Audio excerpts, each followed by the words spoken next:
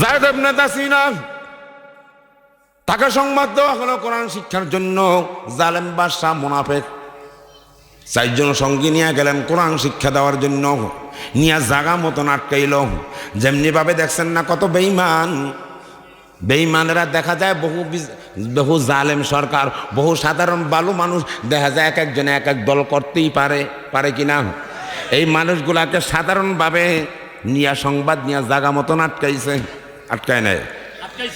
কথা বলেন না আপনারা? এখনো লাগে যায় ভয় পায়। কত বড় বেঈমান মানুষগুলো! একজন মুসলমানের সাথে এরকম করতে পারে না। এমন ভাবে তাদেরকে রেখেছে মনে হয় কলিজার মধ্যে যেন আগুন জ্বলে। একটা মানুষকে কবরের মতন রেখেছে, যেই মানুষটার খাওয়া নাই, নাওয়া নাই, পিনা নাই, মনে হয় যেমন জীবন্ত কবর। কথা বলেন না কা? খবর রাখেন না। এই সমস্ত বেঈমানের ঠিকানা জাহান্নাম। কথা বলেন? এই সমস্ত বেঈমান যদি খালেস তওবা করে ভালো কথা, যদি খালেস তওবা না করে সব বেঈমান জাহান্নামী। যায়েদ ইবনে দাসিনাকে দাঁড় করানো হলো। যখন তিনজনকে দাঁড় করে, আব্দুল্লাহ ইবনে মুহাম্মদ, তারা হাতে বায়াত গ্রহণ করেছে, ইসলাম গ্রহণ করেছে, ইসলামকে ছেড়ে দাও, তোমাদেরকে মুক্তি দেওয়া হবে। বলছো অসম্ভব কথা। আব্দুল্লাহ ইবনে মুহাম্মদকে জীবনের চাইতে বেশি মহব্বত করি। আল্লাহু আকবার বলেন। কথা তো খারাপ না, মহব্বত করো, ঠিক আছে, তোমাদেরকেও সাইজ করে দিব, করো, অসুবিধা নাই। আমাদেরকে যদি টুকরা করে দাও। আব্দুল্লাহ ইবনে মুহাম্মদ সাল্লাল্লাহু আলাইহি সাল্লামের হাতে বয়াত গ্রহণ করছি, এক কিঞ্চিত পরিমাণ ছাড়বো না। আল্লাহু আকবার বলেন। ইতিহাসবিদ লেখেন তিনজনকে কতল করা হলো। চতুর্থ নম্বর আসলো যায়েদ ইবনে দাসিনার ব্যাপার। যায়েদ ইবনে দাসিনাকে লাশে দাঁড় করানো হলো। দাঁড় করাবার পর যায়েদ ইবনে দাসিনাকে জালেম বাদশা বলতেছো, যায়েদ ইবনে দাসিনা, তুমি তো অত্যন্ত জ্ঞানী মানুষ, বিচক্ষণ, তোমাকে আমি একটা কথা বলবার চাই। কয় বলেন। কয় তুমি শুধুই জনসমক্ষে বলবা, আমার পরিবর্তে আব্দুল্লাহ ইবনে মুহাম্মদকে কতল করা হোক। নাউজুবিল্লাহ। যায়েদ ইবনে দাসিনা বলে, বেঈমান, কত বড় সাহস তোর, কত বড় সাহস! আমার মতন যায়েদ ইবনে দাসিনা একবার নয়, দুইবার নয়, লক্ষ কোটি বার যদি কতল করা হয়, জীবিত করা হয়, আমি জীবিত থাকা সত্ত্বেও এক ফোঁটা গায়ে রক্ত থাকতো, আব্দুল্লাহ ইবনে মুহাম্মদের গায়ে কাটার একটা আসর লাগবে, তাও রাজি নেই। আল্লাহু আকবার বলেন। কেমন সাহাবায়ে কেরাম! সাহাবায়ে কেরামদের সাথে কোনো তুলনা নাই। সাহাবায়ে কেরামদের ইতিহাস জানো না? কত নডেল বিভিন্ন বই পুস্তক পড়ো, জীবনী পড়ে দেখো বন্ধু, সাহাবাদের ইসলামের জন্য তাদের জীবনটা উৎসর্গ করে দিছে। পয়গম্বর আলাইহিস সালাতু ওয়াস সালামের দরবারে একজন মেহমান আসলেন। মেহমান আসার পর পয়গম্বর মিটিং করতেছেন, কথা বলতেছেন। একজন সাধারণ মানুষ হিসেবে, পয়গম্বর ক্ষুধা লেগেছে, একটু খানার ব্যবস্থা করেন। পয়গম্বর আরবি, তিনি কথা বলতেছেন মেহমানদের সামনে। আল্লাহর হাবিব মজলিস থেকে উঠে গেলেন। আল্লাহু আকবার বলেন। আল্লাহর হাবিব ওঠার পর স্ত্রীদের ঘরে গেলেন। যাওয়ার পর চিন্তা করেছেন ঘরে কোনো খানার ব্যবস্থা আছে নাকি। সব ঘর তালাশ করেন। স্ত্রীকে বলেন, পয়গম্বর, খানার তো কোনো ব্যবস্থা নাই, মাত্র পানি আছে, পানি ছাড়া কিছু নাই। আল্লাহু আকবার বলেন। আর বর্তমানে তো নেতা করে খানার অভাবও নাই। কথা কন না কা? নেতা ঘুমায় ঠান্ডা মাথায় করে, আর কর্মীরা ঘুমায় রাস্তায় মরে। দুনিয়ায় থাকার জায়গা না, থাকবার পারবাও? মুখ খুলে কথা বলেন। যদি দুনিয়ায় কোনো মানুষ থাকতে পারত, তাম পৃথিবীর ভিতরে সবচাইতে ভালো মানুষ ছিলেন হযরতে আম্বিয়া আলাইহিস সালাতু ওয়াস সালাম, যাদের সাথে কোনো তুলনা নাই। কুল্লু নাবিয়ুন মাসুমুন আয় মাহফুজুন। আল্লাহ রাব্বুল আলামিন সমস্ত পয়গম্বরদেরকে পবিত্র রেখেছেন আল্লাহর জিম্মায়। সমস্ত পয়গম্বররা পবিত্র। তাম পৃথিবীদের সবচাইতে সেরা মানব ছিলেন তারা আজকে দুনিয়ায়। কথা বলেন। সমস্ত নবীদের নবী, সমস্ত রসুলদের রসুল, সমস্ত মাখলুকাতের শ্রেষ্ঠ মহামানব যিনি মুহাম্মদুর রাসূলুল্লাহি সাল্লাল্লাহু আলাইহি সাল্লাম, তিনি আমাদের ভিতরে। মুখ খুলে কথা বলেন নাই। তাই বোঝা গেল থাকার জায়গা না থাকতে পারবেও না। দ্বিতীয় নম্বর হলো, যদি কোনো অন্যায়কারী দুষ্ট মানুষও যদি দুনিয়া থাকতে পারতো, টাকার দ্বারা, ক্ষমতার দ্বারা, ফেরাউন, সাদ্দাত, নমরুদ, কারুন, হামান, অবাই বিন খলফ, যত বড় বড় বদমাইশ, যত বড় যারা স্বৈরাচার দুনিয়ায় রয়েছে, এরাও বোঝা গেল এরাও থাকতে পারে না, এরাও জগতে কথা বলেন নাই। আমি গতকালকেও মুন্সিগঞ্জে কুয়াকাটা হুজুরে ছিলেন, ওই জায়গায় আলোচনা করেছি। তামাম পৃথিবীতে যত স্বৈরাচার ছিল, যদি মুসলিম হওয়া সত্ত্বেও মুসলমানদের লেবাস নিয়েও যদি কোনো স্বৈরাচার সরকার হয়, শুধু স্বৈরাচার সরকার না, কোনো স্বৈরাচার চেয়ারম্যান, কোনো মেম্বার, কোনো এমপি, কোনো মন্ত্রী, কোনো চৌকিদারও যদি স্বৈরাচার হয়, এই সমস্ত মানুষগুলো সব জাহান্নামী। কথা বলেন। কোরআন হাদিসে দলিলের অভাব নাই, দলিলের অভাব নাই। বলবেন হুজুর, হ্যাঁ, আল্লাহর হাবিব সাল্লাল্লাহু আলাইহি ওয়াসাল্লাম মুসলিম শরীফের বর্ণনায়, বুখারীর বর্ণনায় বলেছেন, এমন একটি কওম, এমন একটি জাতি আসবে, যেই জাতির সাথে কথা বোঝা যায়, কথা বোঝা লাগবে। এটা হলো কেলাস। ওয়াজ মাহফিলগুলা হাসি তামাশা খেলনার জায়গা নয়, এগুলো হলো গোটা জাতিকে দিক নির্দেশনার একটা কি কেলাস। যেই মানুষগুলা মাদ্রাসায় যায় পড়ার সময় পাবে না, যেই মানুষগুলা যায় মসজিদে যায় সময় পাবে না, এই বিশেষ করে বৃদ্ধ বাবাজি, বিভিন্ন শ্রমিক, বিভিন্ন রং বেরঙ্গের মানুষগুলার জন্য এটা হলো একটা কি ওয়াজ মাহফিল কেলাস। এই কেলাস থেকে তারা কিছু কি নিবে এবং এই জায়গার থেকে কিছু গ্রহণ করে তারা নিজেদের পথিও বানাবে। কিভাবে চললে দুনিয়া শান্তি পাওয়া যায়, পরকালে মুক্তি পাওয়া যায়, এই দিক নির্দেশনামূলক কি আলোচনা হয় কি ওয়াজ মাহফিলে। আলহামদুলিল্লাহ, আল্লাহ শুকুর, গোটা বাংলাদেশে কিছু নক্ষত্র জ্বালিয়েছেন। আল্লাহ শুকুর, গোটা বাংলার জাতির জন্য কিছু আল্লাহ আমাদেরকে দিয়েছেন। যেরমভাবে মুফতি আরিফ বিন হাবিব সাহেব দামাত বরাকাতুহুম, কুয়াকাটা হুজুর হাফিজুর রহমান সিদ্দিকী সাহেব দামাত বরাকাতুহুম, এবং আমাদের বিশেষ করে আজাহার ডাক্তার মিজানুর রহমান আজাহারি সাহেব সহ আল্লাহর ফজলে বড় বড় যেগুলা আমাদের গোটা জাতির জন্য, গোটা বাংলার জন্য আমাদের মুকুট, এরা গোটা জাতির জন্য, শুধু গোটা বাংলার জন্য, আমি মনে করি গোটা বিশ্বের জন্য তারা কি আমাদের বাংলাদেশের জন্য একটা মডেল। কি বলেন? কারণ এরা সর্বদিক থেকে আলহামদুলিল্লাহ কথা বলতেছেন, তাদের বুকের পাটা অনেক জোর, তারা কোনো কি কাউকে ভয় করে কথা বলেন না। কারণ আল্লাহ তাদেরকে সেই এলেম, হেলেম, হেকমত, সব যোগ্যতা আল্লাহ তাদেরকে কি দিয়েছেন। এটা আমাদের বাংলার জাতির জন্য বিশাল গৌরব। কারণ বিশেষ করে স্বৈরাচাররা কখনো দুনিয়ায় টিকতে পারে না, পারবেও। মুখ খুলে কথা বলা লাগবে, নাহলে কথা বলা যাবে না। পারে না, পারবেও। তামাম পৃথিবীতে বড় স্বৈরাচার ছিল ফেরাউন। কথা বলেন। নমরুদ, সাদ্দাত, হামান, কারুন, একজনও আছে। কথা বলেন। একটাও সাইজ মতন বর্তমানে সব বেজ্জতির সাথে ওদেরকে দুনিয়ার থেকে সরাই দিয়েছেন কে? আল্লাহ। সে আল্লাহ আছে না নাই? সে আল্লাহ আছে না নাই? আমি সেই দিকে যাব না, আপনারা ইঙ্গিতে অনেকে বুঝতে আছেন।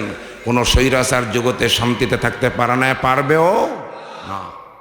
কারণ এই সমস্ত স্বৈরাচার আল্লাহর কসম সব জাহান্নামী। যে কোনো মুফতির থেকে ফতোয়া নিয়েন, তারপর আমি আল্লাহর হাবিবের হাদিস শুনাই দিই।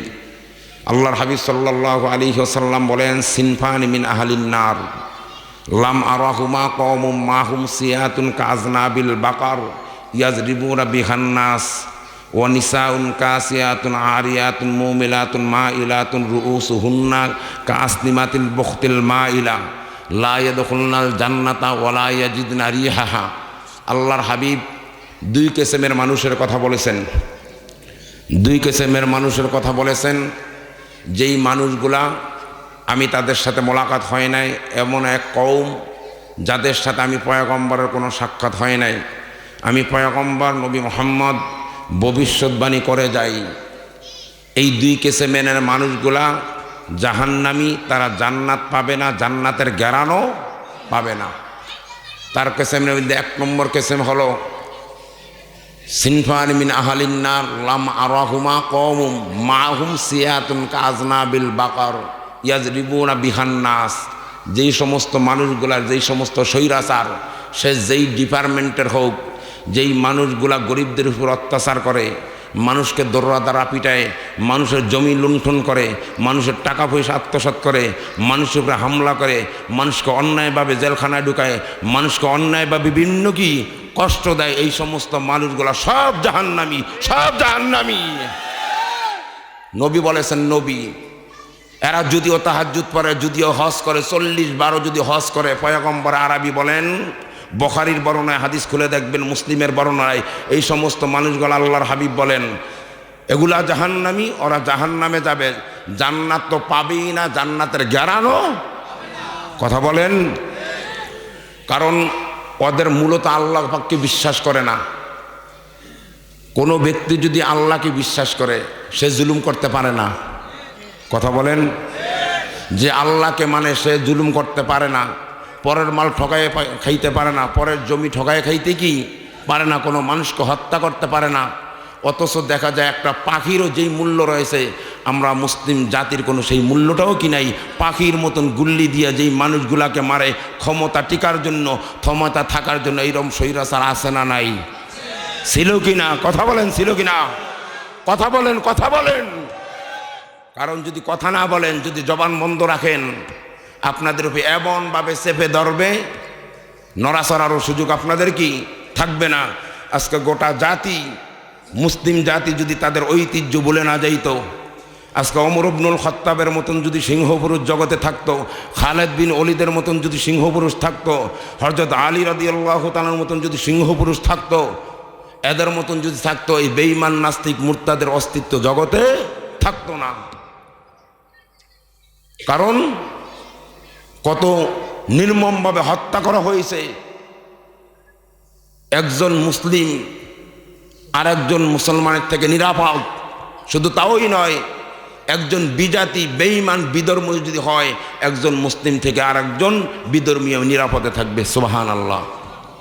এই কারণে আল্লাহর হাবিব বলেন, মান সালিমাল মুসলিমুনা মিন লিসানিহি ওয়া ইয়াহদি। মুসলমান তো ওই ব্যক্তি, আল মুসলিমু মান সালিমাল মুসলিমুনা। আল্লাহর হাবিব কাছে প্রশ্ন করেছেন, ইয়া রাসূলুল্লাহ, কোন ব্যক্তি উত্তম মুসলিমদের মধ্যে?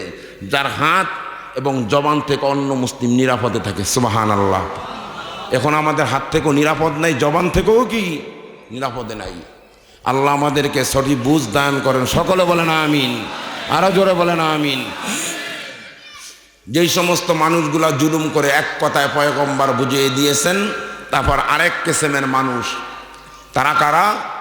ওয়ানিসাউন কাসিয়াতুন আরিয়াতুন মুমিলাতুন মাইলাতুন রুউসুহুন্না কাসনিমাতিল বুখতিল মাইলাহ লা ইয়াদখুলুনাল জান্নাতা ওয়া লা ইয়াজিদনা রিহাহা ওয়া ইন্না রিহাহা লাতুজাদু মিন মাসিরাতিন কাযা আও কাযা আও কাযা। আল্লাহু আকবার। কোন জোরে বলেন আল্লাহু আকবার। আল্লাহর পয়গম্বর বলেন, ওই সমস্ত নারীরা যারা বেপরদায় বের হয়, বেপরদায় বের হয় কিভাবে? যেমন তারা পোশাক পরিহিত অবস্থা থাকা সত্ত্বেও যেমন তারা উলঙ্গ। কথা বলেন, নাই বাংলাদেশে নাই এমন পোশাক তারা পরিধান করে, যেই পোশাকের উপর দিয়ে তাদের শরীর পর্যন্ত সব দেখা যায়। আছে না নাই? আপনাদের মেহেন্দিগঞ্জ না থাকলে ঢাকা শহরে আছে না নাই? না মেহেন্দিগঞ্জ আছে? কথা বলেন। কারণ তারপর আল্লাহর হাবিব বলেন, তাদের চুলের বেনিগুলা এরকমভাবে উঁচা করে। আল্লাহর হাবিব উটের সাথে চুহানের, উটের চুহান কিন্তু উঁচা, উট যখন চলাফেরা করে তখন উটের চুহান যেটা আছে ওইটা এরকম নড়ে, এরকম কি লড়ে। যেই নারীরা তাদের চুলের বেনি উঁচু করে এমনভাবে হেলে দুলে আটবে রাস্তার দিকে হাঁটে, যেই সমস্ত নারীরা সাজসজ্জা করে, লিপস্টিক বলেন, আশকারা মাস্কারা, ওগুলা জানিও না কি বলে, এগুলা দিয়ে যারা রাস্তায় বের হয়, দোকানে পাটে, রাস্তাঘাটে এবং কি বিভিন্ন মার্কেটে মার্কেটে করে, এবং বর্তমানে তো বহু ফ্যাশন বের হয়ে গেছে, যেই বোরকা পরে, অথচ বোরকা পরেছে ঠিক, তাদের মুখ খোলা। আছে না নাই? কথা বলেন, বলেন আছে না নাই? আসলে যদি সে পর্দার জন্য বোরকা পরতো, সে মুখ খোলা রাখতে, মুখ খোলা কথা বলেন রাখতো না। কারণ প্রত্যেকটা মানুষের মূল ফোকাস হলো চেহারার ভিতরে। চেহারাটা যদি আপনি খুলে দিলেন তাহলে বোঝা যায় আপনি পর্দা কি করলেন না। আল্লাহর হাবিব বলেন, যেই সমস্ত নারীরা অর্থাৎ নিজেরা সাজসজ্জা করে বের হয়, কিভাবে? তারা নিজেরা আকৃষ্ট হয় এবং নিজেদেরকে অন্য পুরুষদেরকে আকৃষ্ট করে। নাউজুবিল্লাহ। এই যারা করবে এদের ব্যাপারে এক নম্বরে বললাম জালেম স্বৈরাচার, দ্বিতীয় নম্বর কেসেম বললেন নারীদের ব্যাপারে। আল্লাহর হাবিব বললেন লা ইয়াদখুলনাল জান্নাতা ওয়ালা ইয়াজিদনা রিহাহা, তারা জান্নাত পাবে না, জান্নাতের গ্যারানও। এখন বলতে পারেন যে জান্নাতের গ্যারানের কথা বলা হলো কি জন্য? এক জায়গায় যদি বিরিয়ানি পাক করা হয় দেখবেন অনেক সময় দূর থেকেও একটা বাতাসের সাথে গ্যারান আসে। কথা বলেন না কা? দেখা যায় কারো বাড়িতে ইলিশ মাছ বলেন বা বিভিন্ন মজাদার খানা যদি পাক করা হয় তো দেখা যায় দূর থেকে একটা বাতাসের সাথে কি একটা গ্যারান চলে আসে। জান্নাতের গ্যারান দেখা যায় শতে শতে কিলোমিটার দূর থেকে জান্নাতের গ্যারান পাওয়া যাবে। আল্লাহু আকবার, কোন আল্লাহু আকবার। সেই জান্নাতের গ্যারানও তারা পাবে না। আল্লাহ যেন আমাদেরকে সহি বুঝ দান করে, সকলে বলেন আমিন। এই দুই কিসমের মানুষ তারা জাহান্নামী বলছেন পয়গম্বর আরবি মুহাম্মদুর রাসূলুল্লাহি সাল্লাল্লাহু আলাইহি সাল্লাম। এখন নবীর কথা সত্য না মিথ্যা? মুখ খুলে কথা বলা হবে, সত্য না মিথ্যা? কারণ শুধু সত্য না, সত্যের উপরে আরো যদি কোনো সত্য থাকে তাও কি? কারণ আল্লাহর হাবিব জীবনে মিথ্যা কথা বলছেন? কথা বলেন। নবীকে আলামিন উপাধি দিয়েছেন মুসলমানেরা, কারা? কথা বলেন কারা? কাফের বেঈমান মুশরিকেরা। কারণ বেঈমানেরাও জানতো পয়গম্বর আরবি যিনি কখনো মিথ্যা কথা বলেন নাই, সে মিথ্যা কথার লোকও না। এই জন্যই তো পবিত্র কোরআনুল কারীমের আয়াতের ভিতরে আল্লাহ রাব্বুল আলামিন সূরা নিসার ভিতরে ইন্নাল্লাহা ইয়া'মুরুকুম আন তু'আদ্দুল আমানাতি ইলা আহলিহা, এই আয়াতের মেজদাকের বিদ্যায় হযরতুল ওমর ইবনুল খাত্তাব রাদিয়াল্লাহু তাআলা দৃষ্টান্ত টেনেছেন। মুফাসসিরিনে কেরাম তাফসীর ইবনে কাসির, তাফসীর রুহুল মানি, অন্য অন্য কিতাবে ধরেছেন যে আল্লাহর হাবিব সাল্লাল্লাহু আলাইহি সাল্লাম ইনসাফকার, মানবতার নবী, দয়ার নবী, মায়ার নবী, ইনসাফের নবী। সমস্ত প্রমাণ যা কোরআন হাদিসে অভাব নাই, যেটার প্রমাণ ইহুদি খ্রিস্টান নাসারারাও দিতে বাধ্য। আল্লাহু আকবার বলেন। শুধু তাই নয়, খ্রিস্টানদের একজন বড় পণ্ডিত যার নাম হলো মাইকেল এস হার্ট। আপনারা মাইকেল জ্যাকসনের কথা জানেন, যে গানের জন্য কি বিখ্যাত, তার ব্যাপারে জানেন? মাইকেল এস হার্ট যিনি রয়েছে, সে খ্রিস্টীয় একজন বড় পণ্ডিত। তিনি ধারাবাহিকভাবে কিতাব লিখতেছেন।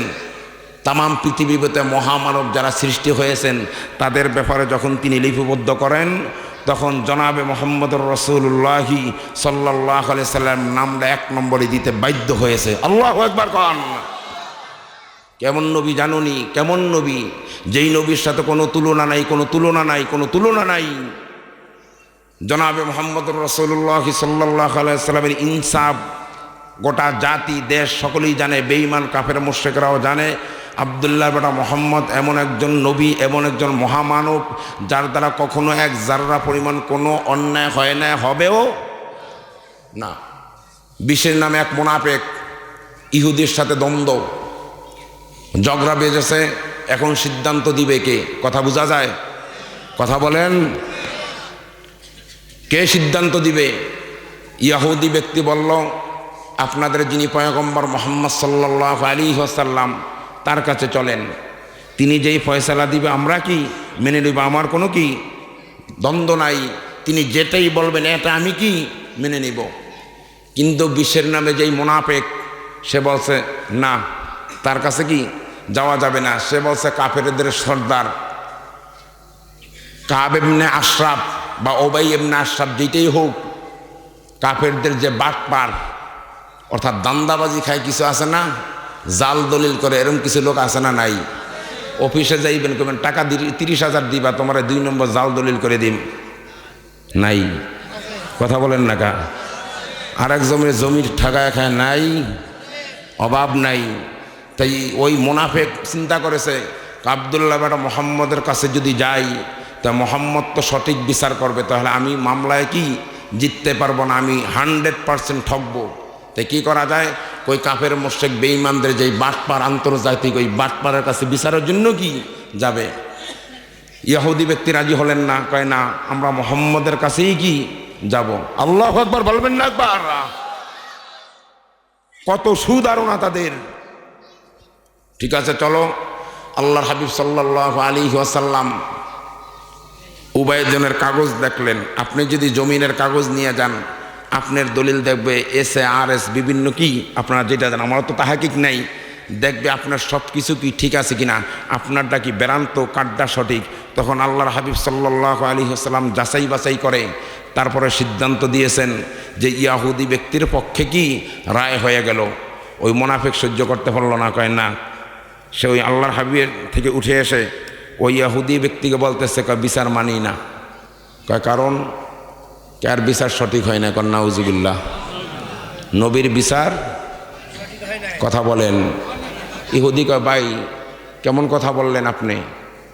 আল্লাহর হাবিব তো সঠিক যেটা তিনি বিচার কি করে দিয়েছেন, এখন তার কারো বিচারের কোনো প্রয়োজন আমি মনে করি না।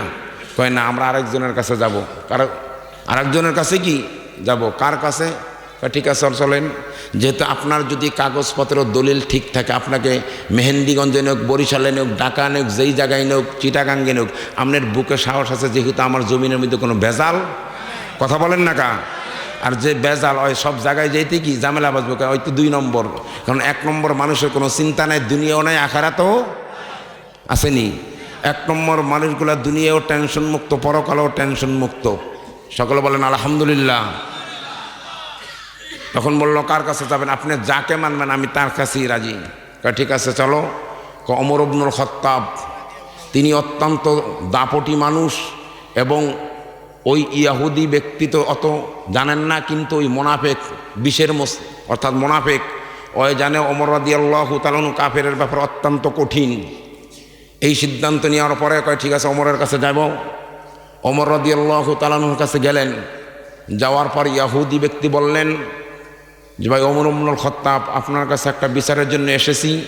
আপনাদের যিনি আখিরি জামানার পয়গম্বর মুহাম্মদুর রাসূলুল্লাহ সাল্লাল্লাহু আলাইহি ওয়াসাল্লাম, তিনি আমাদের এই কাগজপত্র দেখে বিচার করে দিয়েছেন, কিন্তু আপনার যিনি জাতিবাহী রয়েছেন, বিশের নামে যিনি রয়েছেন, তিনি সেই বিচার কি মানেন না। আপনার কাছে সঠিক বিচারের জন্য কি আসছে।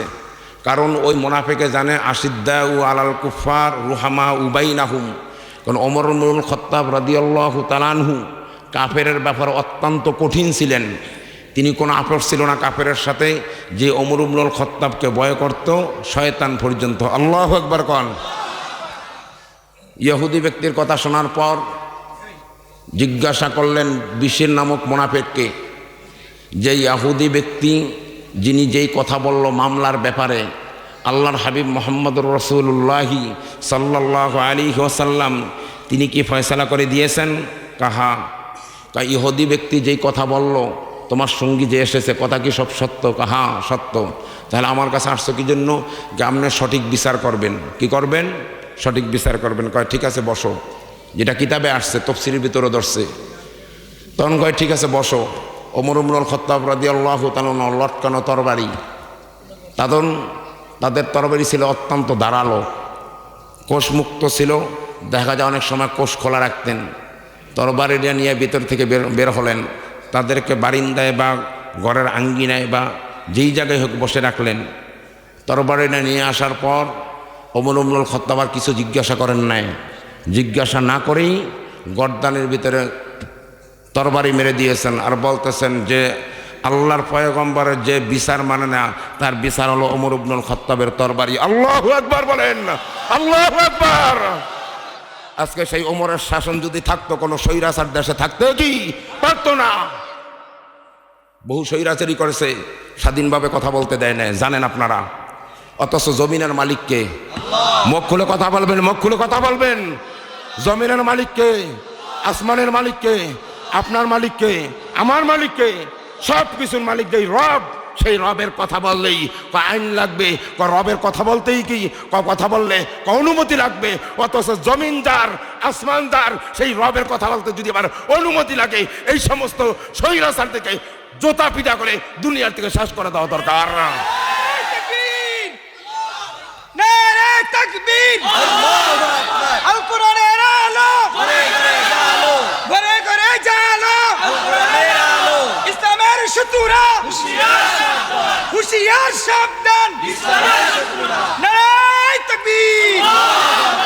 কত বড় বেঈমান চিন্তা করেন। এই যে আপনাদের এলাকা ওয়াজ হইতেছে, রাজনীতি কোনো ক্ষতি হয়? এলাকার কোনো ক্ষতি, মানবতার কোনো ক্ষতি, ইনসাফের কোনো ক্ষতি? কথা বলেন। ওয়াজের মাধ্যমে যদি একজন মানুষ নামাজি হয়ে যায়, একজন যুবক যদি নামাজি হয়ে যায়, আপনাদের এলাকার কোনো ক্ষতি আছে? রাষ্ট্রের কোনো ক্ষতি আছে? মানবতার কোনো ক্ষতি আছে? এই ওয়াজের মাধ্যমে কত আম্মাজানেরা এসেছেন, তার আলোচনা শুনতেছেন। একজন আম্মাজান যদি যিনি বেপর্দায় থাকতেন, সে যদি পর্দাওয়ালা হয়ে যায়, সে যদি নামাজি হয়ে যায়, এলাকার কোনো ক্ষতি? কথা বলেন। জাতির কোনো ক্ষতি, মানবতার কোনো ক্ষতি, দেশের কোনো ক্ষতি? তাই বোঝা গেল ওয়াজ নসিহতের দ্বারা কোনো ক্ষতি, কথা বলেন, নাই। কিন্তু যেই জমিনের মালিক, আসমানের মালিক আমার আল্লাহ, সেই জমিনে কিন্তু ঠিক মতন অনেক আল্লাহওয়ালাদেরকেও কথা বলতে দেন নাই। আজকে স্বৈরাচার আছে? কথা বলেন। দেশান্তর করেছেন কে? সে আল্লাহ আছে না নাই? আছে না নাই? ইয়া মানা সান্দে রোজা নজদে মাস, ইয়া মানা সান্দে রোজা নজদে মাস, দর হাকিকত মালিক হর শৈ খুদা সনমি গোয়াম কে আজ দুনিয়া জুদাবাস বহর কারে কে বাসি বা খুদাবাস। আল্লাহু আকবার বলেন। আমানত দিলেন আমার আল্লাহ, মুসলমান বানাইলেন আমার আল্লাহ।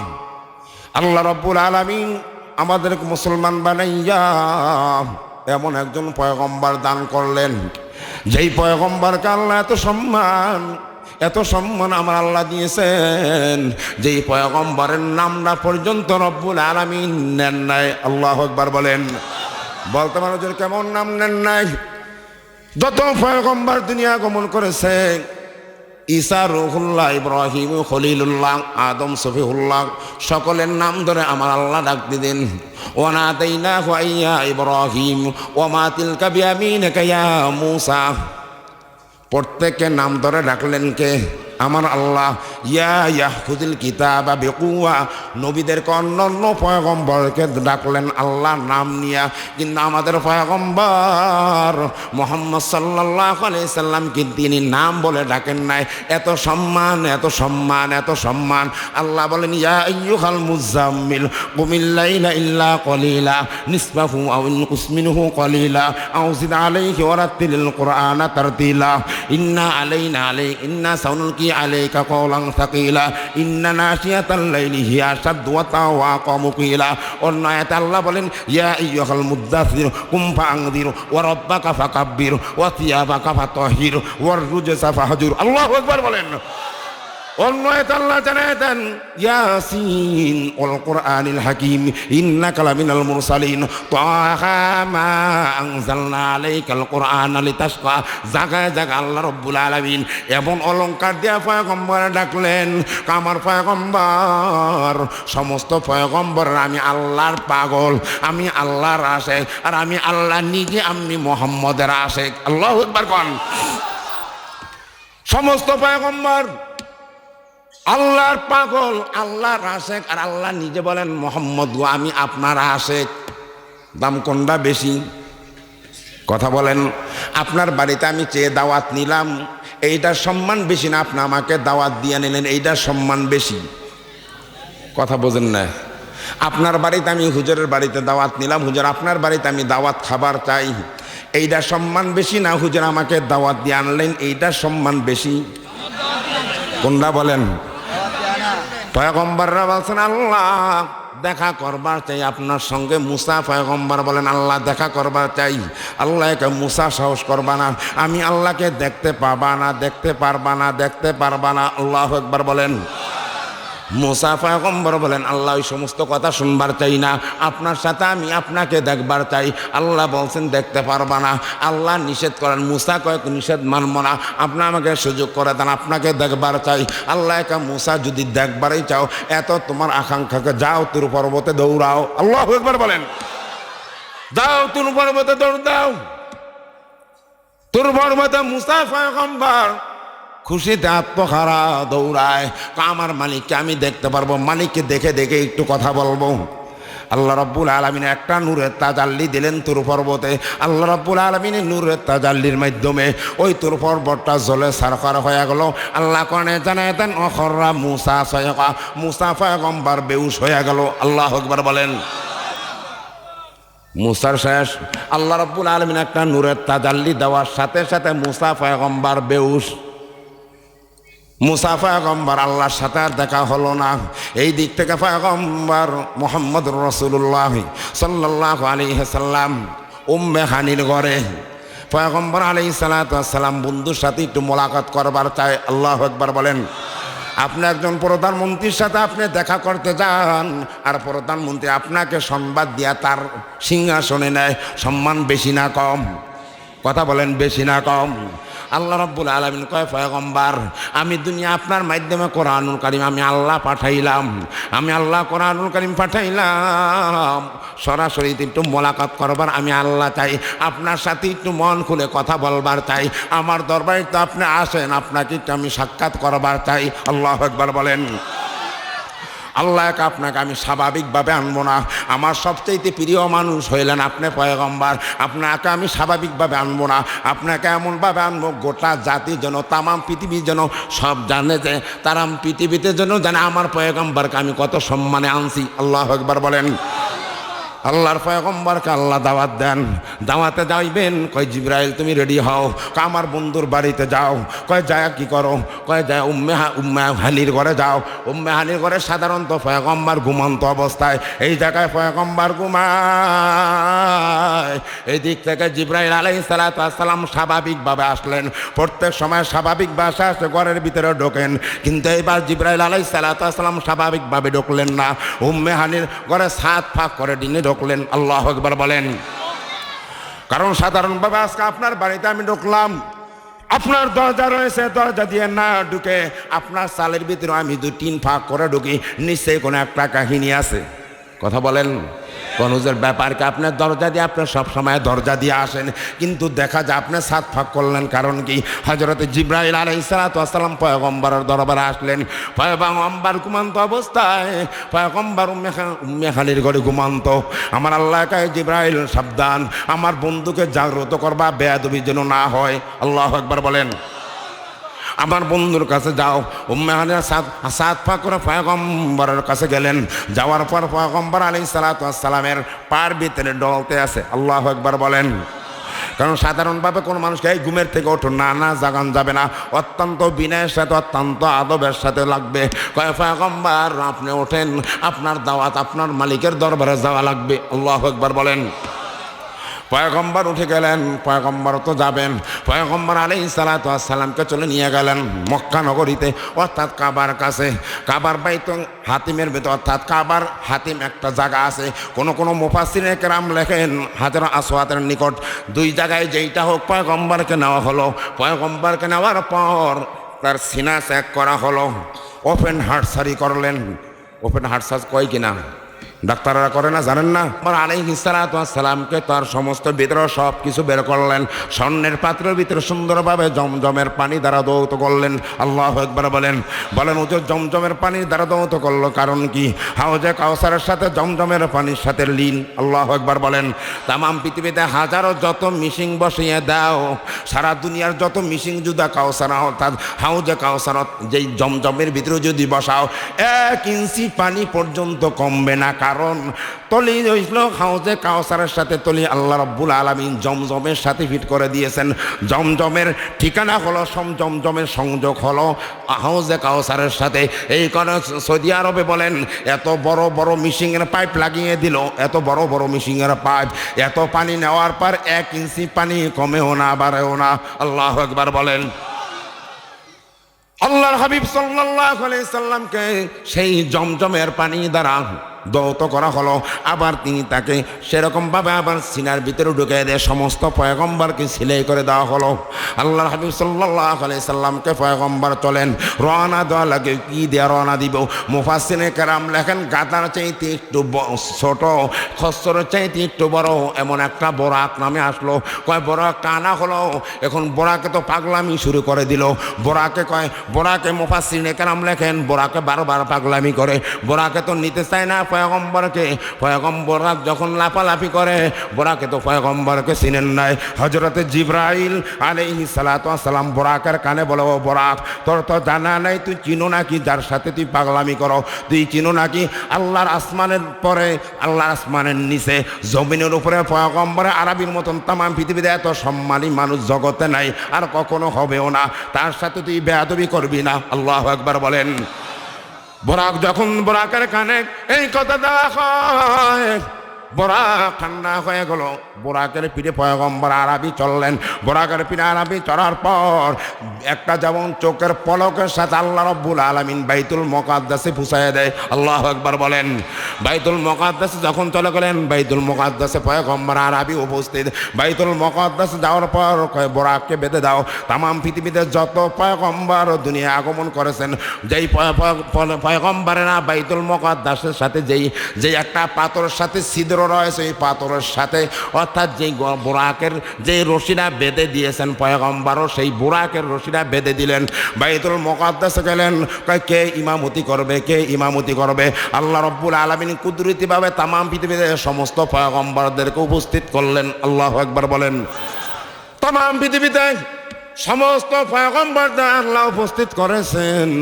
আল্লাহ রাব্বুল আলামিন বললেন, আমার হাবিব আপনাকে আমি বেশি ভালোবাসি, বেশি ভালোবাসি। তাম পৃথিবীতে সমস্ত পয়গম্বর, ঈসা রূহুল্লাহ, ইব্রাহিম খলিলুল্লাহ, আদম সফিহুল্লাহ, তাম পৃথিবীতে যত পয়গম্বর দুনিয়া আগমন করেছেন, প্রত্যেক পয়গম্বরকে মুক্তাদি বানাইলেন। আর মুহাম্মদুর রাসূলুল্লাহ সাল্লাল্লাহু আলাইহি সাল্লামকে আমার আল্লাহ বলেন, যা জিবরাইল, যা আমার বন্ধুকে ইমামতি দাঁড় করায় দাও। আমার বন্ধু হলো ইমাম। আর তাম পৃথিবীর যত পয়গম্বর আগমন করেছে সব হলো মুক্তাদি। আল্লাহু আকবার গান। এই নবীকে পাবার দ্বারা খুশি না বেজার? এই নবীকে পাবার দ্বারা কারা কারা খুশি? আল্লাহু আকবার গাছা হাত তোলা দেন। আল্লাহ আল্লাহ আপনি আমাদের, আল্লাহ আপনিও খুশি হয়ে যান। সকলে বলেন আমিন। কিন্তু বহু বেঈমানের দল নবীকে পাওয়ার পরেও খুশি হয় নাই। আবু জাহেল খুশি হয় না, আবুল আহাবও খুশি হয় নাই। খুশি হয়েছে? কথা বলেন। আবুল আহাব নবীকে সহ্য করতে পারতো না। আল্লাহর হাবিব যখন সাফা পাহাড়ে যায় দাওয়াত দেয়, এক আল্লাহর হুকুম মানো। আবুল আহাব কয়, তাব্বান লাকালি খাদা জামাতানা ইয়া মুহাম্মদ। কয়, মুহাম্মদ তোমার এত বড় সাহস, তোমাকে তো অত্যন্ত ভালোবাসি, অত্যন্ত মহব্বত করি, কিন্তু ব্যাপার তুমি যে আমাদেরকে দাওয়াত দিয়ে এনেছো এক আল্লাহর ইবাদতের জন্য নাকি তোমার ধ্বংস? আমার আল্লাহ কয়, পয়গম্বর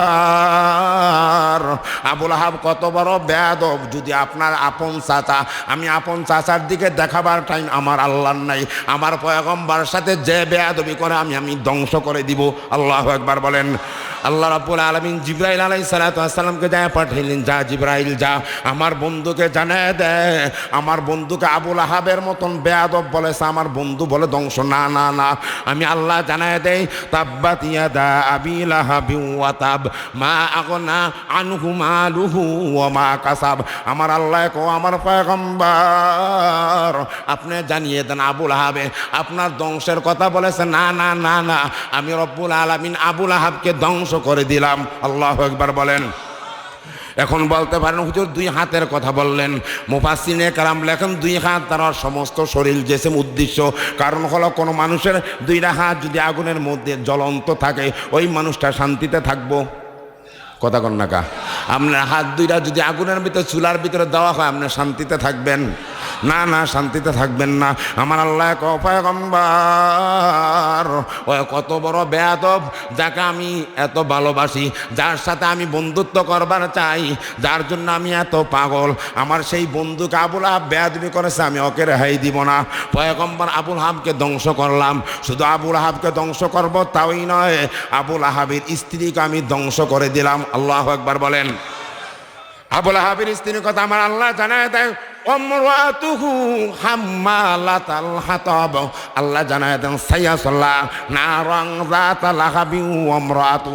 আল্লাহ রাব্বুল আলামিন বলেন, অতি সত্তরাদেরকে লেলিনহীন আগুনে ধরবে। তো আবুল আহাবেকেও ধরবে, তার স্ত্রীকেও ধরবে। মুফাসসিরিনে কেরাম লেখেন আবুল আহাবের স্ত্রী তো এত বড় লোকের মেয়ে ছিল, কোটিপতির মেয়ে ছিল, হাজার হাজার কোটি টাকার ওর বাবা মালিক।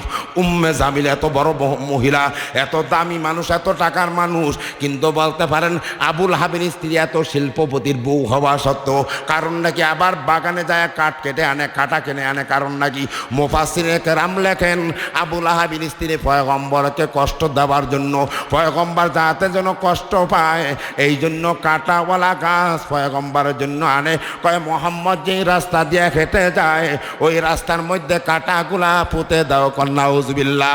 ওই কাটা দাও পুঁতে রাখতো, আল্লাহর হাবিব রাস্তা দিয়ে যায়, আবুল আহাবের স্ত্রী খুশি হয়। অথচ আবুল আহাবের স্ত্রী কত বড় বেয়াদব।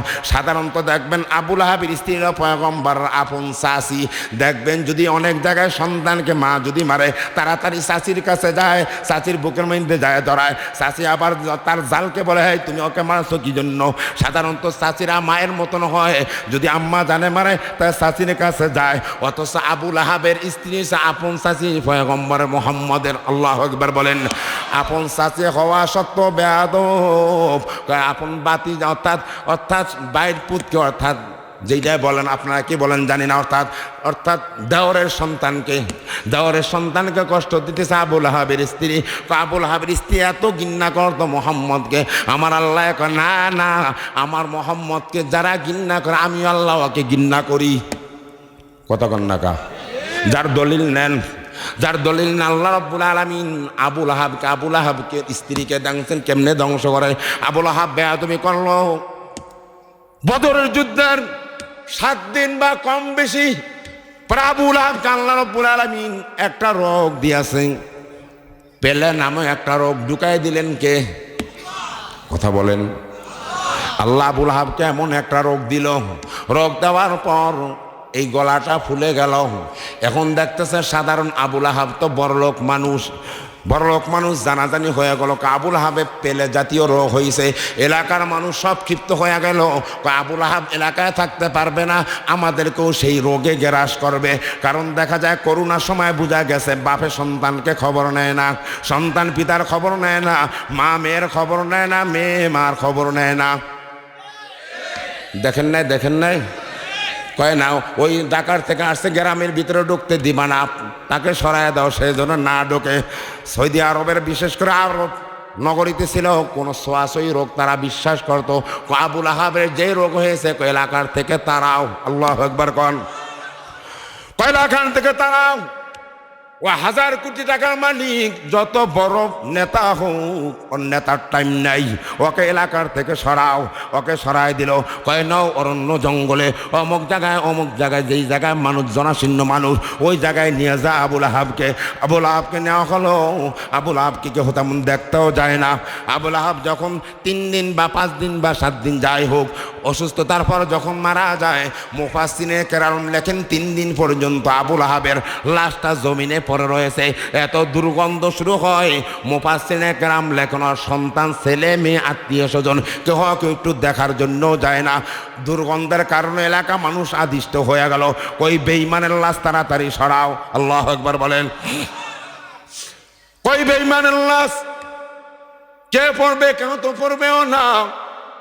ইতিহাসবিদ লেখেন কোনো ব্যক্তিও যাইতে চায় না, কয় না ওই বেঈমানের লাশ আমরা, এত দুর্গন্ধ লাশ আমরা পারবো না। তখন একদল লোক ঠিক করলো, দেখবেন বেকু জাতীয় একটা মিশিং আছে না নাই, মাটি কাটে, চিনেননি? ওই বেঈমানকে একটা গর্ত করো, ওই গর্ত করার পর ওই বেঈমানকে ওই গর্তের ভিতরে যায় চাপা মাটি দে। করেন কে? কাদের রত্নদারি হারসে কাহি আকুনি মোরদারা জিন্দা কুনি খায়, জিন্দারা মুর্দা কুনি। ক্ষমতার মালিককে জোরে বলেন না কে? আমার আল্লাহ।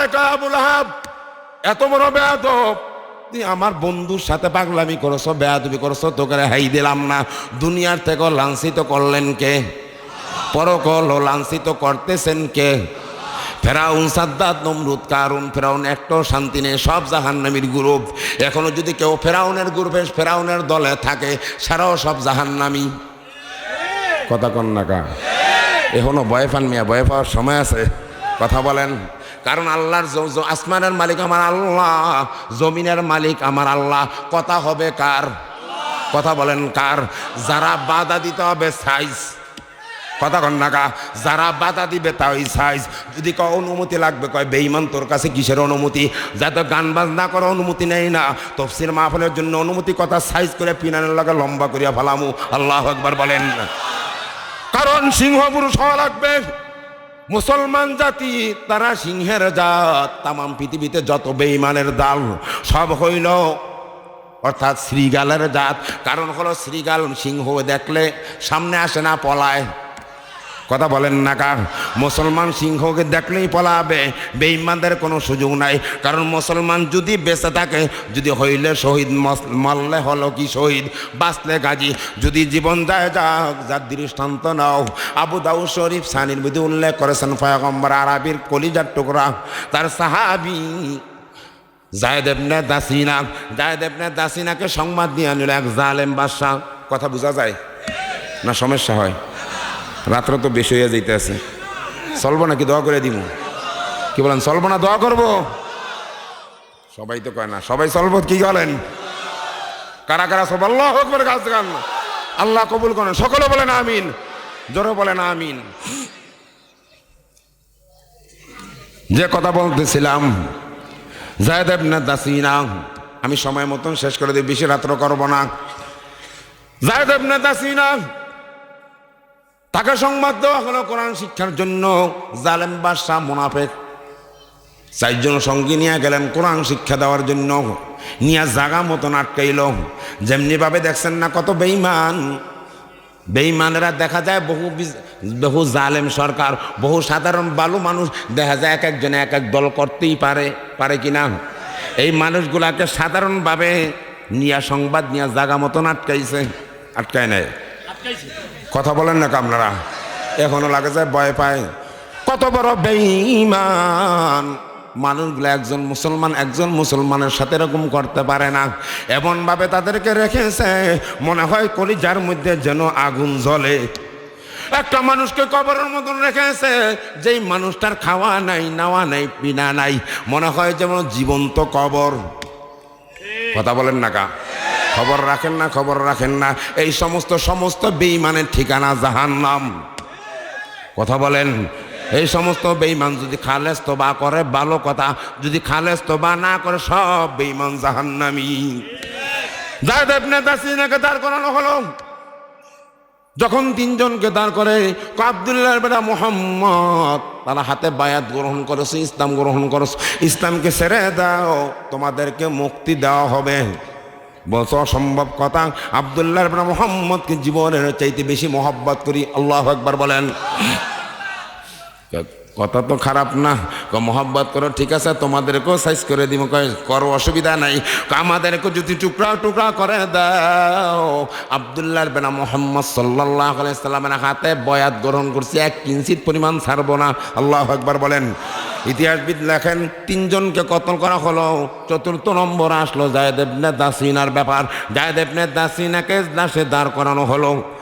দাঁড় করাবার পর যায়েদ ইবনে দাসিনাকে জালেম বাদশা বলতেছো, যায়েদ ইবনে দাসিনা, তুমি তো অত্যন্ত জ্ঞানী মানুষ, বিচক্ষণ, তোমাকে আমি একটা কথা বলবার চাই। কয় বলেন। তুমি শুধুই জনসমক্ষে বলবা, আমার পরিবর্তে আব্দুল্লাহ বিন মুহাম্মদকে কতল করা হোক। নাউযুবিল্লাহ। যায়েদ ইবনে দাসিনা বলে, বেঈমান, কত বড় সাহস তোর, কত বড় সাহস! আমার মতন যায়েদ ইবনে দাসিনা একবার নয়, দুইবার নয়, লক্ষ কোটি বার যদি কতল করা হয়, জীবিত করা হয়, আমি জীবিত থাকা সত্ত্বেও এক ফোঁটা গায়ে রক্ত থাকতো, আব্দুল্লাহর বেটা মুহাম্মদের গায়ে কাটার একটা আসর লাগবে, তাও রাজি নেই। আল্লাহু আকবার বলেন। কেমন সাহাবায়ে কেরাম! সাহাবায়ে কেরামদের সাথে কোনো তুলনা নাই। সাহাবায়ে কেরামদের ইতিহাস জানো না?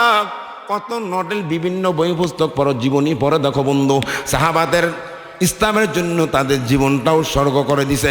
পয়গম্বর আলাইহিস সালাতু ওয়াস সালামের দরবারে একজন মেহমান আসলেন। মেহমান আসার পর পয়গম্বর মিটিং করতেছেন, কথা বলতেছেন। একজন সাধারণ মানুষ হিসেবে, পয়গম্বর ক্ষুধা লাগেছে, একটু খানার ব্যবস্থা করেন। পয়গম্বর আরবি, তিনি কথা বলতেছেন মেহমানদের সামনে। আল্লাহর হাবিব মজলিস থেকে উঠে গেলেন। আল্লাহু আকবার বলেন। আল্লাহর হাবিব ওঠার পর স্ত্রীদের ঘরে গেলেন। যাওয়ার পর চিন্তা করেছেন ঘরে কোনো খানার ব্যবস্থা আছে নাকি। সব ঘর তালাশ করেন। স্ত্রীকে বলেন, পয়গম্বর খানার তো কোনো ব্যবস্থা নাই, মাত্র পানি আছে, পানি ছাড়া কিছু নাই। আল্লাহু আকবার বলেন। আর বর্তমানে তো নেতা করে খানার অভাবও নাই। কথা কন নাকা। নেতা ঘুমায় ঠান্ডা মাথায় করে, আর কর্মীরা ঘুমায় রাস্তার রাস্তায় মরে। কথা কন নাকা। নেতায় ঘুমায় ঠান্ডা মাথায় করে, আর কর্মীরা রাস্তায় রাস্তায় মরে। এই হইল নেতা। এরম নেতা নাই। এই কথা রাগ করছেন? রাগ করছেন না? একটু পানি খাই, গরম পানি একটু ব্যবস্থা আছে, একটু গরম পানি খাই।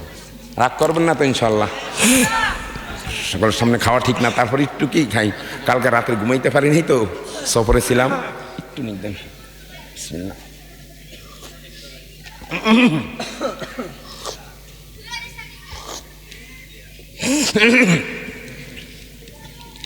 জায়েদ ইবনে দাসিনা কি জবাব দিল মনে আসেনি? ভুলে গেছেননি? আল্লাহর হাবিব যেই কথা বলতেছিলাম, আল্লাহর হাবিব আবার এসে বসলেন। বসার পর বললেন, আমার সাহাবীরা রে, একজন মেহমান আসলো, কেউ কাছে একটু মেহমানদারি করাইতে পারবা? এক সাহাবী, বুখারীর বর্ণনায়, মুসলিম শরীফেরও বর্ণনায় উল্লেখ করেছেন, আবু তলহা রাদিয়াল্লাহু তাআলা আনহু আনসার সাহাবী দাঁড়ায় গেল। আল্লাহু আকবার বলেন। কয়, পয়গম্বর আরবি, আমি মেহমান নেওয়ার জন্য প্রস্তুত। আল্লাহর হাবিব বলেন, যাও আবু তলহার সাথে চলে যাও তার বাড়ি। সন্ধ্যা হয়ে গেলে এশার নামাজে পর আবু তলহার বাড়ি যায়। আবু তলহার বাড়িতে গেলেন, অত্যন্ত আদবের সাথে সুন্দরভাবে পয়গম্বরের মেহমান বাড়িতে নিয়ে গেলেন। বাড়িতে যাওয়ার পর সামনে অর্থাৎ ঘরে রাখলেন। মেহমানকে সুন্দরভাবে আদব আখলাকের সাথে বসাবার পর ভিতরে ঢুকলেন। আমার স্ত্রী, কলিজার টুকরা সন্তানগুলা, ছোট ছোট বাচ্চা মানুষ, সব সজাগ। চিন্তা করেছে, আব্বা জান মনে হয় কিছু খানা আনছে নাকি।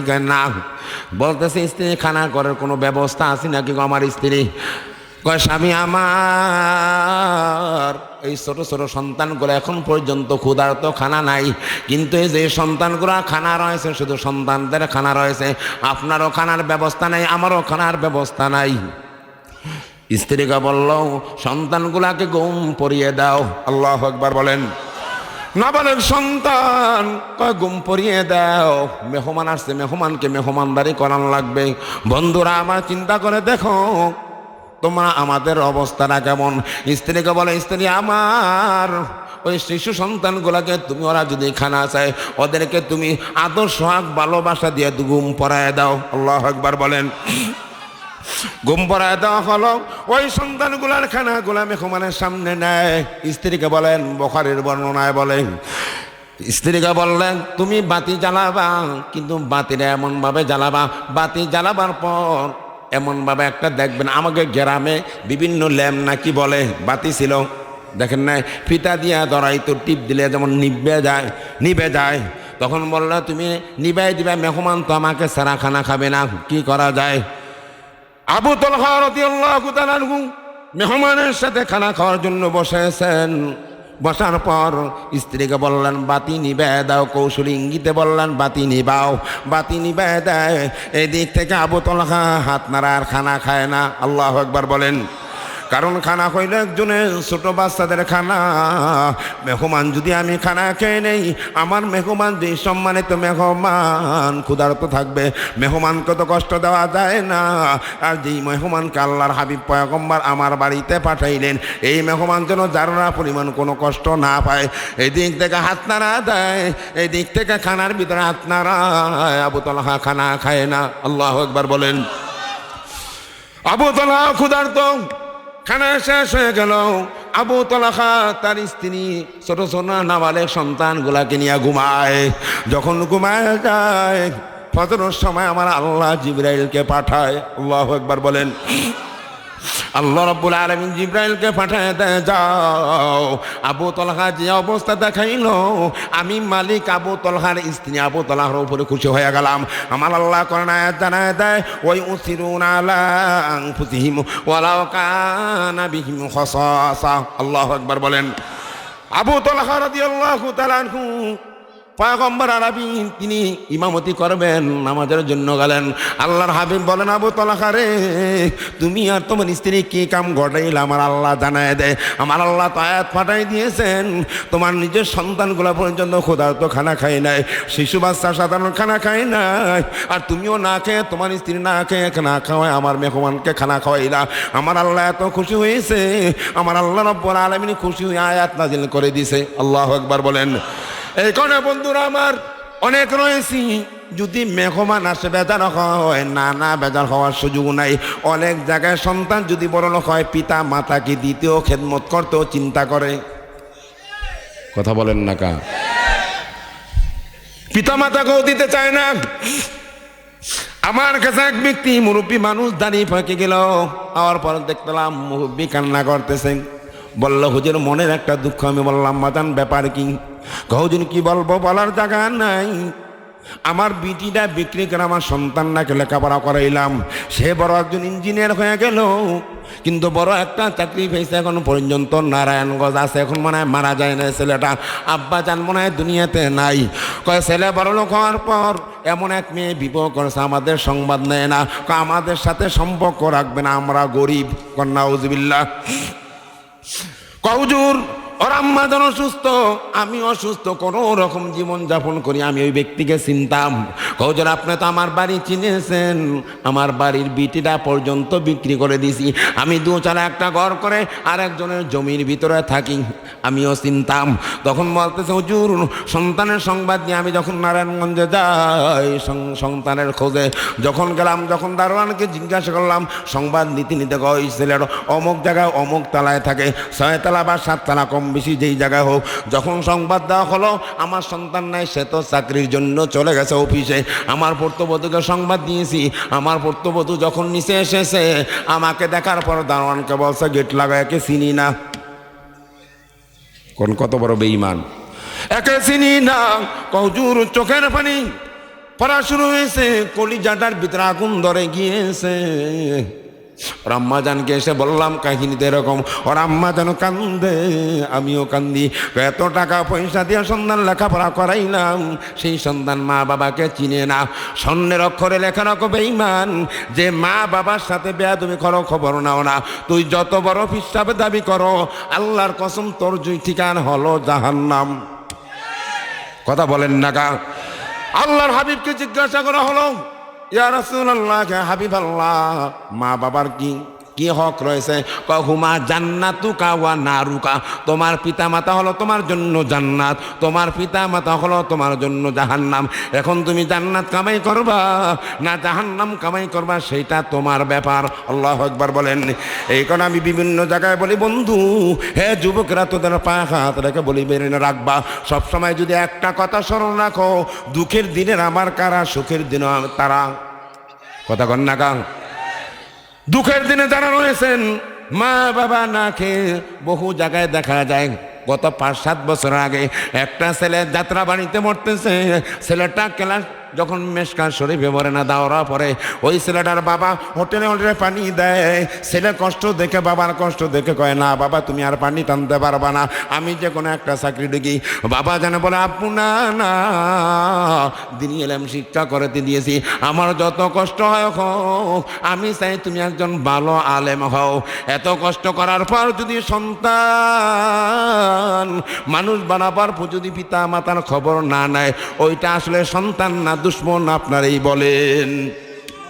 কথা বলেন, শয়তান না দুশ্মন? আর কি এরকম করবেন না, ওই শয়তান আর দুশ্মন তো একই, বুঝেন নাই? এরকম ভালো কিছু যুবক আছে না? আপনাকে এলাকায় নাই? কথা বলেন নাই?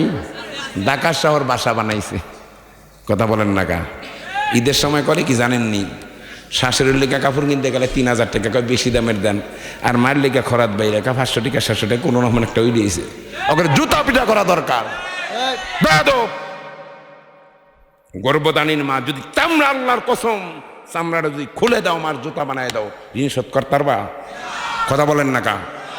বহু জায়গায় বাবা জানেরা রিক্সা চালায়, মাথার গাম পায়ে এইরকম গিরে গিরে পড়তেছে, হুজুর আমার সন্তান দোয়া করবেন। কেউ স্কুলে পড়তেছে, কয় মাস্টার্স পড়ছে, বিভিন্ন জায়গায় এত কষ্ট করে লেখাপড়া করার পর সন্তানের নৈতিক দায়িত্ব হলো জীবনকে বাজি রেখে মা বাবার খেদমত করা। কথা বলেন না কা? স্বাভাবিক ব্যাপার না? মা বাবার খেদমত করা ফরজ করে দিয়েছেন কে? বলেন না কে? এমনি না, আল্লাহর হুকুম মানা যেরকমভাবে ফরজ, পিতামাতার খেদমত করাও কি ফরজ। খেদমত করবে তো দূরের কথা, পিতামাতা যদি একটু বুড়া হয়ে যায়, সাইজ মতন কত হতো কয় না, বেসাইজের কথা, আপনি বুড়া আপনি কি বুঝেন? কথা কয় না কা? আরে গাদা, সে কি বোঝে? আইসো কেন মাধ্যমে এখন বলতেছো কি বোঝে না? এখন তুমি খুব বুঝনেওয়ালা হয়ে গেছো, সাবধান। আল্লাহ রাব্বুল আলামিন বলেন উফফিন ওয়ালা তানহারহুমা ওয়াকুল লাহুমা কওলান কারীমা। এমন কথা বলবা না যার দ্বারা পিতামাতা জন্য কি লজ্জা বের হয়। সাবধান। আল্লাহ আমাদের প্রত্যেকেই পিতামাতার খেদমত করার তৌফিক দান করে, সকলে বলেন আমিন। আল্লাহ যেন এই মাহফিলকে কবুল করে, সকলে বলেন আমিন। এই তাফসীর মাহফিল করার দ্বারা খুশি না বেজার? অন্তর থেকে কারা কারা খুশি? আল্লাহকে একটু দেখেন, আল্লাহু আকবার। আল্লাহ আপনিও খুশি হয়ে যান, সকলে বলেন আমিন, জোরে বলেন আমিন। মাদ্রাসা, এলাকা, ঈদগাহ মাঠ সকলের উদ্যোগে আলহামদুলিল্লাহ এত সুন্দর আয়োজন হয়েছে। আমি অনুরোধ করে যাব, আল্লাহ যদি তৌফিক দান করেন, বিশেষ করে আমার কাছে অত্যন্ত ভালো লাগে খুলনা, বাগেরহাট, জয়সর, ওই জায়গায় 2 দিন 3 দিন 4 দিন ব্যাপী ধারাবাহিক তাফসীর মাহফিল হয়। বাগেরহাটে গেলাম আমতলাতে, আমি যাওয়ার পরে বলল হুজুর এই যেই মাঠটা দেখতেছেন এটা তাফসীর কোরআনের মাঠ। 8টা দিন পর্যন্ত কি 36 বছর না 37 বছর কি ধারাবাহিকভাবে তাফসীর পড়তে, শেষের দিন কি আল্লাহ শুকুর আমি বাঙ্গাসেরা মানুষ কি আমি গিয়েছিলাম। এই জন্য বিশেষ করে আগে তো তাফসীর মাহফিল শুনতাম 2 দিন 3 দিন কি ব্যাপী তাফসীর মাহফিলগুলো কি উঠে যাইতেছে। যেহেতু আজকে সময় দিয়েছেন আপনারা, হয়তো 10:30টার পর যেহেতু রাত্রে ঘুমানো লাগবে, এই জন্য আমি সেই দিকে গেলাম না। এই জন্য বিশেষ করে আল্লাহ যদি তৌফিক দেয়, মেহেন্দিগঞ্জ আগে জানতাম বড় বড় মুফাসসিরিন কেরাম আসতেন, আব্দুল হক আব্বাসী সাহেব, আরও বড় বড় জানারা ছিলেন। 3 দিন ব্যাপী, 4 দিন ব্যাপী, 5 দিন ব্যাপী কি তাফসীরুল কোরআন হইতো। এই জন্য আমি অনুরোধ করব সেই পুরাতন জিনিস জন্য কি আবার চালু হয়। উদ্যোগনীর টাকার অভাব নাই, টাকার অভাব নাই, কারণ টাকা দেওয়ার মালিককে। কথা বলেন কে? হতে পারে আজকে মনে রাখবেন, যাদের উদ্যোগে একটা টাকা দ্বারা, পয়সা দ্বারা, পরামর্শ দ্বারা যারা দিয়েছেন, ওই আল্লাহকে সাক্ষী রেখে বলি, হতে পারে এই সহযোগিতার মাধ্যমে আল্লাহ রাব্বুল আলামিন পরকালে নাজাতের উসিলা করে দিতে পারেন কে? বলেন না কে? কোরআন দলিল তাআওয়ানু আলাল বিররি ওয়াত তাকওয়া। আল্লাহ বলেন নেক কাজের কি সহযোগিতা করো। কিন্তু কিছু মানুষ আছে, যখন কোনো একটা ওয়াজ মাহফিলের কথা হয়, তাফসীর মাহফিলে, কিছু মানুষ আছে সহযোগিতা করবেই না, আর উল্টা বাধা দেয়, আছে না নাই? কথা বলেন না কা? মনটা ভেঙ্গে দেয় যুবকদের। এই জন্য কোনো যুবকরা হোক, যেই মানুষ হোক, নেকের কাজে যদি নামে, কিছু দিতে যদি নাও পারেন, জবানটা যেন সাক্ষী থাকে, বাবা তোমরা নামছো, আমরা তোমাদের সঙ্গে আছি। কথা বলেন না কা? তখন দেখবেন যে যুবকেরা খুশিতে আত্মহারা হয়ে যাবে। আপনারা বহু জায়গায় কি বুড়ারাই ঝামেলা করানোর সময় বেশি। কথা কন না কা? আগে চিন্তা করে, আরে আল্লাহ লাখ লাখ টাকা তুমি দিবা, দিবেন কে? কথা বলেন, দিবে কে? এই জন্য বিশেষ করে দেখা যায় অনেক জায়গায় দেখেছি কি রিক্সা চালক, ভ্যান চালক, সাধারণ কাঁচামাল বিক্রি করে, কলিজা মনে হয় এত বড়। এই সেই দিন গত 4 দিন আগে এক জায়গায় আলোচনায় গেলাম, একজন পিঠা বেছে, আপনাদের দেশে কি কয় শীত পিঠা আছে না, হুজুর গরিব মানুষ, হুজুর আমি তো 5,000 টাকা দিমই, ছোট একটা মাদ্রাসা, কারোর দরকার 10-20,000 টাকা যা পারি কি উঠে। আমি কেউ আপনি দিবেছেন পিঠা, কয় টাকা কামাই হয়? হুজুর কি কোন কলিজাটা তো আল্লাহ দিছে। আল্লাহু আকবার বলেন। আল্লাহর কসম, আল্লাহর কোরআন সাক্ষী, যদি কোনো দিনের কাজে মাদ্রাসা, মসজিদ, এতিম, গরিব, দুঃখী, তাদেরকে যদি টাকা পয়সা দেওয়া হয়, শুকরিয়া আদায় করবেন কার? যে আল্লাহ আপনি যে দেওয়ার তৌফিক দিয়েছেন, এই জন্য আমি তো দিতে পারি না, দিছেন কে? আল্লাহ। আল্লাহকে ফেরেশতারা ভিডিও কর, যেই হাত দ্বারা এতিম, গরিব, দুঃখীদের জন্য হাত বাড়িয়ে দিয়েছে, আমি আল্লাহ হাতের জন্য, হাতের দ্বারা আমি হাউজে কাউসারের পানি খাওয়াই দিব। আল্লাহু আকবার কইবেন না? এই জন্য অনেক আছে কৃপণ, এত শক্ত, বাইর করতেই চায় না। সাবধান, যাদের টাকা পয়সা রয়েছে অত্যন্ত সাবধান। কারণ এই টাকা পয়সা কিয়ামতের ময়দানে আল্লাহর হাবিব বলেন আনা কানজুকা আনা মালুকা, বুখারীর বর্ণনায়, যদি যাকাতও না দেন, যারা কৃপণারা যাকাত ঠিক মতন দিতে, কথা বলেন না কা, পারে না, তারা যাকাতও ঠিক মতন দেয় না, 9-6 করিয়া দেয়। আর একটা মাসালা বলে দিই, যাকাত দেওয়ার সর্ব উত্তম সিস্টেম হলো টাকা দেওয়া। কি দেওয়া? কথা বলেন না কা? বলতে পারেন হুজুর কারণ টাকা দিলে যেই ব্যক্তির যেই হাজত রয়েছে মিটাবার কি সুযোগ রয়েছে। আপনারা গেছেন যারা বাবুর হাট না কি কয়, আমি গেছি ইয়াতে মাহফিলের সময়, হুজুর এই জায়গায় বিভিন্ন জায়গায় জাকাতের কাপড় বানায়, বিভিন্ন জায়গায় কি গিয়েছে, এই জায়গায় জাকাতের কাপড় বানায়, মনে হয় এমন পাতলা কাপড় বানায় যেহেতু গরিবের দেয় নাম ফুটায় আবার লিস্টি করে যারা আমার লোক হ্যাঁ করে দিবা, আছে না নাই? আপনাদের এই দেশে নাই? দোয়া একটা দিলে মনে হয় আসমান দেখা যায়। বাটপাড়ি জাকাত, বাটপাড়ি, ওরা জাকাত দেয় না, বাটপাড়ি করে।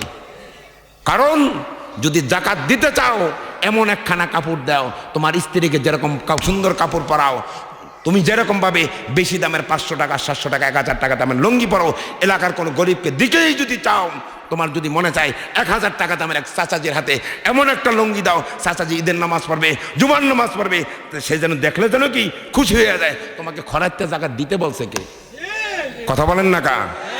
একজন আম্মাজানকে যদি তুমি জাকাত দেবারই চাও, 1-1500 টাকার একটা এমন সুন্দর কাপড় আনো, আল্লাহর বান্দি দেখে যেন কি খুশি হয়ে যায়। ওইটা দেখবো, ওই ভালো যদি কাপড়টা দাও, সে তার পুত্রবধূ বাড়ি যাইবে বেড়াইতে, বেআইনেগো বাড়িতে যাবে, বিভিন্ন জায়গায় কি জায়গায় জায়গায় না রে অমুকের ছেলে আলহামদুলিল্লাহ আমার একটা সুন্দর কি কাপড় দিছে, আর তুমি দিবা যে চিরা ফাড়া যে খরাইত্যা কাপড় দিবা, একবার দেওয়ার পরে যায় তোমার আসমান দেখা যাবে। এই বাটপাড়ি দিতে কইছে কে? জাকাত আদায় হবে না, বাটপাড়ি দিবে। কথা বলা, কথাগুলো রাগ করতেছেন? সাবধান। আর একটু মাঝখানে বলে দেই, আমি এক বড় মসজিদে হুজুর চিনতেন, কাগজে ভরা বড় মসজিদে ইমামতি করে, তখন একটা কাহিনী আমাকে বললো, হুজুর একটা কাহিনী ঘটে গেল। কি? ছোট বাচ্চা তো ওদের মুখে কিন্তু কথা পারে না, কথা বোঝেন না।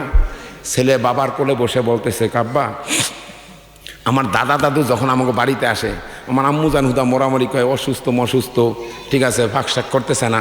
আমার নানা নানু যে সময় আসে, ছোটোবেলা কিছু চালাক থাকে না, নানা নানু ওই গোস্ত আনেকা তোমার ওইটা আনতে ওইটা আনতে ওই পিঠা বানায় এই পিঠা বানায়। আব্বু ব্যাপারটা কি? আমার দাদু আসলে দাদা দাদু আসলে আর মুখ বেজার দেখি আমার আম্মুর, ব্যাপারটা কি আব্বু?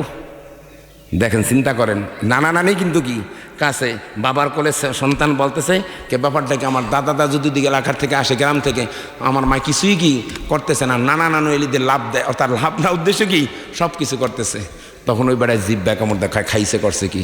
এই জন্য মনে রাখবা যুবক, তুমি যেই জায়গায় থাকো না কেন, মায়ের দোয়া নিবা, বাবার দোয়া নিবা, দুনিয়া কামায়াব আখিরাত কামায়াব বানাই দিবেন কে?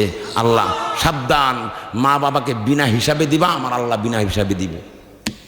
এই জন্য বিশেষ করে আমরা ঢাকা শহরে থাকি তো অভাব নাই, দেশের খবরও নাই না। কিছুদিন আগে মাওয়াতে আমি প্রোগ্রামে যাইতে আসি, আমি ওই জায়গা মাওয়া স্টেশনে একটু থামাইলাম। থামার পর এক বৃদ্ধা মহিলা, অন্তত 80 থেকে 85 বছর বয়স। আমি কি কাকি আম্মা ব্যাপার কি? আমি ওই জায়গায় দাঁড়ায়, এত বৃদ্ধা, আপনি ডুন্ডা পড়ে গেছেন, দাঁড়াইতে পারেন না, আপনি এই জায়গায় বৈশা বৈশা পিটাবেছেন, ব্যাপার কি? বাবা কি বলবো, আমার ছেলে যেই ছেলেটা বড় লোক, খবরও নেয় না, ওর বাবা তো মারা গেছে, এই জন্য ওর বাবা মারা যাওয়ার পর আমি কি করবো, আমার সংসার তো কি নিজের জীবনযাপন করতে হইব। বড় যেই ছেলেটা আছে বহু টাকার মালিক, আমাদের খবরও কি নেয় না, নিজের জীবন বাঁচাবার জন্য পিঠা বেচতেছে, কন নাউজুবিল্লাহ। এই সমস্ত সন্দেগান খুয়া সব জান্নাতে যাইব, কথা কন না কা? পিটানের লগে ফেরেশতারা ফিটাইতে ফিটাইতে বিসমিল্লাহ ছাড়া ফিটাইব, কথা কন না কা? আল্লাহ যেন এই সমস্ত সন্তান থেকে আমাদের হেফাজত করে, সকলে বলে না আমিন। যুবকেরা মা বাবার লগে বেয়াদবি করবা, কারা কারা হাত জাগাও। কেউ তোমরা তো চালাক, সানপুরের মানুষ তো খুব চালাক, যুবকেরা হয়েছে আরো চালাক, কেন কা? খুব চালাক। মা বাবার খেদমত করবা, মা বাবার সাথে, ময় মুরব্বীদের সাথে, দাদা দাদু নানা নানুর সাথে, এলাকার যত মুরব্বীদের সাথে আদব আখলাক নিয়ে চলতে পারবা। কারা কারা তারা একটু হাত জাগো, আল্লাহু আকবার করা। আল্লাহ আপনি সাক্ষী থাকেন, এলাকাকে কবুল করেন, সকলে বলেন আমিন। আল্লাহ আপনি মাদ্রাসা মসজিদ এলাকা সকলকে কবুল করেন, সকলে বলেন আমিন। এবং যত কবরবাসীরা হয়েছে প্রত্যেকের কবরগুলো জান্নাতের বাগিচা বানায় দেন, সকলে বলেন আমিন। আসসালামু আলাইকুম ওয়া রাহমাতুল্লাহ।